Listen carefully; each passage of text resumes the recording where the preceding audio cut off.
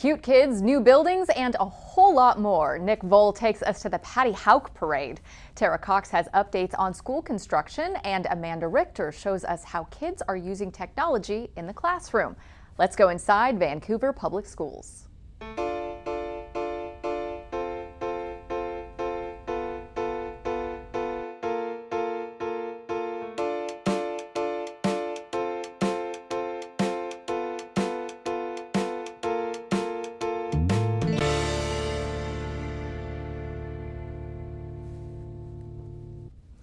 Hello and welcome inside Vancouver Public Schools. I'm Coleen Jamison. We have a lot of great stuff for you today, but we're going to kick things off as we always do with our top 3. These are our favorite social media posts. This one comes from Principal Jennifer Bleckschmidt of Eisenhower Elementary. Her second grade staff got colorful for spring break with bright orange t-shirts and cone hats. The shirts read, "Orange, you glad to be in second grade?" Great school spirit, guys. Number 2, and we have something cool from Vancouver Flex Academy. They got a grant from the Foundation for Vancouver Public Schools to go to iFly. It's a wind tunnel that simulates skydiving. Students got a great hands-on lesson in physics, and of course it looks like a lot of fun. Thanks to the Foundation for giving those students the opportunity. And our number 1 comes from Columbia River's volleyball team. They posted their team GPA, and it is impressive. The girls collectively scored a 3.6 GPA, which beat their goal of a 3.5 GPA. They're obviously pretty smart, and they are good at volleyball too. The Chieftains finished 4th at state this past fall. We want to start our show with something fun, and nothing is more fun, of course, than the annual Paddy Hough Parade. Nick Vole joins us now with all of the highlights. Nick? Thanks, Coleen. They say it never rains on the Paddy Hough Parade, and they're right. The only thing sunnier than the sky was the spirit of the people lined up along Main Street. The annual parade is a celebration of Hough Elementary School and the community that surrounds it. I got to hang out along the parade route.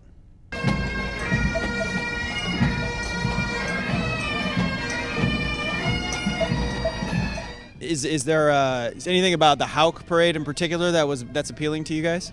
Oh, because, we love small community parades. They're our favorite things to do. And this is in my backyard. I live just up Daniel Street. So, yeah, this is personal for me. So, yeah, Hough Parade, you gotta do hometown parades.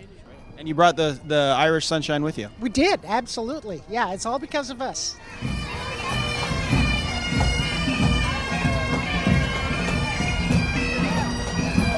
How does it feel to be the Grand Marshal of the Paddy Hough Parade? I'm super honored. The community here at Hough is very rich and deep with their history, and to be a part of that means a lot to me, and I just truly feel blessed. And I get to wave and smile for the next mile or two. That's great. Have you perfected your elbow wrist? I've been working on it. I think I'm going to do this, but I might do this. I don't know. It's going to be an in-the-moment decision.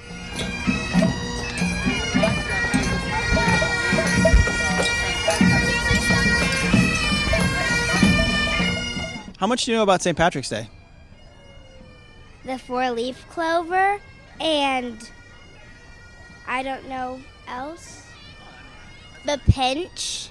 You get pinched if you don't wear green.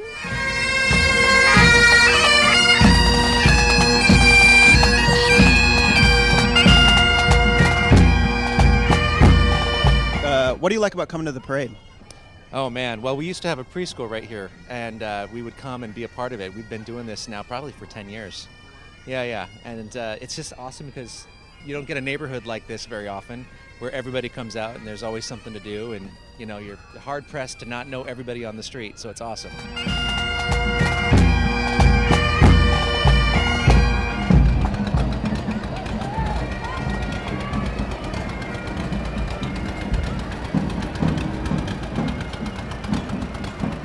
The theme for this year's parade was Heroes Around Us, and classes did research projects based on that idea. They presented their projects to judges along the parade route, and then they met back at school for an assembly and ice cream. Coleen, back to you. Thanks so much, Nick. We will have some great photos from the parade taken by community members later on in the show. Right after that parade at Hough was the dedication of a plaque on the school's honoring its place in our town's history. The Clark County Historical Museum, working with the Courtney Irvin Trust, unveiled the plaque at a small ceremony. It honors the school's namesake, Paddy Hough, a legendary Vancouver educator, along with the building's architect, Donald Stewart. The Historical Museum is located in the Hough neighborhood, so this was especially meaningful for them. To see so many people celebrating the long history of Paddy Hough, the Hough neighborhood, and the school, it always just really warms our hearts at the museum because it's right in line with the mission that we're trying to do, is engage people with the past and help them understand how it shapes our today and future. The Hough neighborhood is registered with the state of Washington as a historic neighborhood. The school was built in 1941. A school counselor from Hudson's Bay is a finalist for the Washington State Counselor of the Year Award. Kara Hecker, pictured on your left, was honored by the Washington School Counselor Association. She didn't win the big prize, but was one of only 3 finalists. Kara has been at Bay since 2011, where she's earned the respect of students and staff alike. She's also a founding member of the district's Counselor Leadership Committee. Congrats, Kara. And it is time now for a Reschools update, the latest on construction projects paid for by your bond dollars. We're seeing real progress on several new school buildings and on new classrooms going in on existing buildings. And we're getting a look at the new downtown elementary school. Joining us now to talk about all of this is Tara Cox. Tara? Thanks. The district is moving ahead on the latest location for the downtown elementary school. We're now seeing a concept design of the school at its new site. Take a look.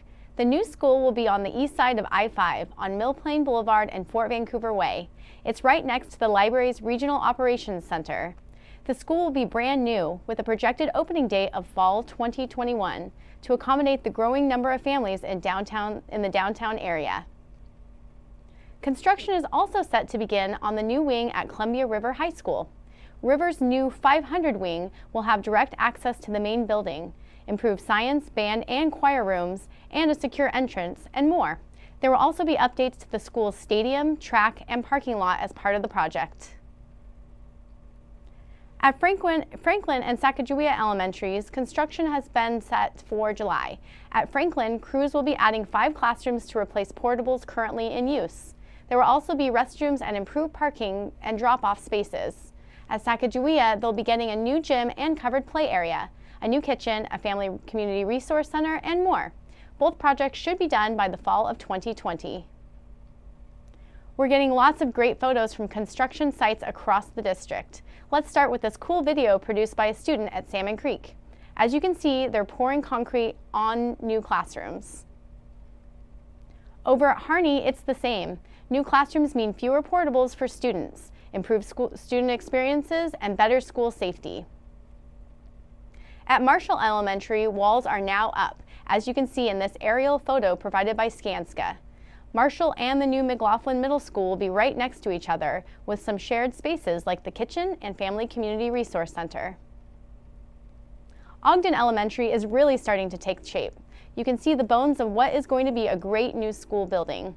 There's even some brick going up on the exterior, and it's getting easier to visualize what the school will look like. For schools like Ogden, whose old building will be torn down, you will have a chance to say goodbye. On June 6th, from 5 to 7 p.m., the public is welcome for a closing event. King Elementary's closing event is set for May 18th at an open house from 11 a.m. to 3 p.m. King's students and staff will be moving to Ogden's old building next year as their current building is demolished and rebuilt. You'll be able to check out photos and memorabilia on display at both schools. Every school in the district will see some benefit from the bond over the next few years. So if you haven't seen your school mentioned yet, stay tuned. Back to you.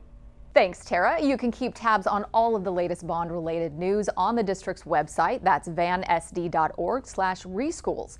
You'll see design plans, construction schedules, and a whole lot more. For up-to-the-minute updates, also check out VPS Reschools on Twitter. Pretty much every kid at some point pretends they're a character they see in a movie or read about in a book. It could be a superhero, a princess, or someone else. At Lakeshore Elementary, a special event helped make those fantasies real, if only for a moment. Karina Tobin, a photographer and teacher at Geyser Middle School, is at a shoot along with some of her students. They're taking photos of students with special needs at Lakeshore Elementary. It's not the typical picture day you'll see at the beginning of the school year. They come here and they pick from all these amazing costumes. Some pick superheroes, others select princesses, then they pose for the cameras. We're trying to do something different with each one, trying to get them to act like the character or just do something that they want to do, or like Superman, or just a bunch of different things. It's kind of just whatever they want to do. It's fun for the kids to be a model for a day. I was happy that we tried the costumes on. How did you feel when you were in Elsa's costume? Good. Good. And proud. And proud? I think a little girl came in, Ariel, and she was just so happy. She was just going with it, sitting on the ground, flipping the little mermaid tail around. It was just amazing seeing the pure joy on her face. It's just amazing. But that's only half the magic. My students have learned how to Photoshop them into backgrounds that coincide with those costumes. The final product transports students into a world of fantasy. Ms. Tobin is working in partnership with a nonprofit called Capes and Crowns and with a $19,000 grant from 100 Women Who Care, Southwest Washington. The models get a memory they and their families can cherish, and the student photographers have a real-life work experience. I love getting my students out of our own school and out of the classroom and coming in and experiencing something that they might not have ever got to experience. They also get to bridge the gap with other children they may not meet otherwise. The fact that they're able to see students with disabilities and students that are nonverbal and in wheelchairs and things that they might not have experienced before, they're getting to see a different light and a different joy in those students. And it's just amazing. It's just a great opportunity to experience something different and be able to help out in something that's amazing. Superheroes! Ms. Tobin says that Lakeshore is the pilot site, and thanks to the grant, they'll expand out to other Vancouver schools. For more information on the nonprofit, check out capesandcrowns.org. 5 students from Vancouver Public Schools won awards at the Southwest Washington Regional High School Art Show. ESD 112 hosted the event. Fernando Carrillo of Fort Vancouver was one of just 17 students selected for regional awards, which means he had among the highest scores overall. His piece you see on the screen called Parrot will now compete at the state level. Also honored Jordan Mundy, Dusty Huey, and Alberto Marin of Hudson's Bay, and Marcelin Wilson of Vancouver School of Arts and Academics. It is time now for We Learn, a look at how students and staff are using technology in the classroom. We all remember doing book reports in school. You read a book and then you write a paper, but some classrooms are doing book reports in a whole new way. Amanda Richter now joins us. And Amanda, how are teachers changing things up? They're using technology. Instead of writing it down on paper, students at Salmon Creek and elsewhere are making podcasts. It challenges them to not only receive information, but also to communicate it to others. Hello and welcome back to ELA News. We're your hosts, Payan and Maya. It's a busy afternoon in Ms. Clokey's classroom at Salmon Creek Elementary. Students are recording podcasts about the latest book they've read, Johnny Tremaine. In social studies, we were doing about the war, and in Johnny Tremaine, it was about the war too. Johnny Tremaine was really descriptive and a really great novel. I really liked it. It is an amazing novel, and it gets very sad at the end. I'm not going to spoil it for you. Students are using their iPads instead of writing traditional book reports. We wanted to take it kind of to the next level, so we decided to use our iPads and we decided to try our hand at podcasting. Students teamed up and each group had to produce 3 episodes. That meant reading the book, writing scripts, and recording on their iPads. Welcome to Tall Over Secret Podcast. Producing in groups forced students to work together. Are we going to do this music, or are we going to write this first or that first? What makes more sense, and it was a lot of communication and a lot of cooperation. Students ended up learning from each other and making friends. I feel like if you're doing it with somebody else, you get to hear more than just one side. So if you do mess up, well, your partner could tell you, oh, I don't think this is right, I think this would be better. It's actually more interactive than just doing a book report by yourself, because you're doing it with a group and you're actually having a lot of fun. For students and their teacher, this was something new. It was very scary. It was not very easy for me because I obviously was not born into this technological generation. So I actually podcasted as well. so I could sort of become comfortable with the process. Teens posted their episodes on a blog page, which could be accessed by other students across the district. It was really fun using the technology, and we got to read a really cool book that I loved. Thank you for listening to our podcast series. If you decide to read the book, have fun. We really enjoyed doing this. Now, Ms. Clokey is quick to point out that she didn't do this alone. She credits Erica Anderson, her building's technology facilitator, and Tori Phelan, a teacher at SACAJAWEA Elementary, for helping her with this project. Back to you. Thanks, Amanda. And if you like podcasts, check out the school district's podcast series. We have experts from different schools talking about all kinds of different topics. You can access those podcasts on the district YouTube channel, youtube.com/VanSDTV. And while you're there, check out more stories about technology on the We Learns playlist. See how kids and teachers are using technology in all kinds of ways across the district.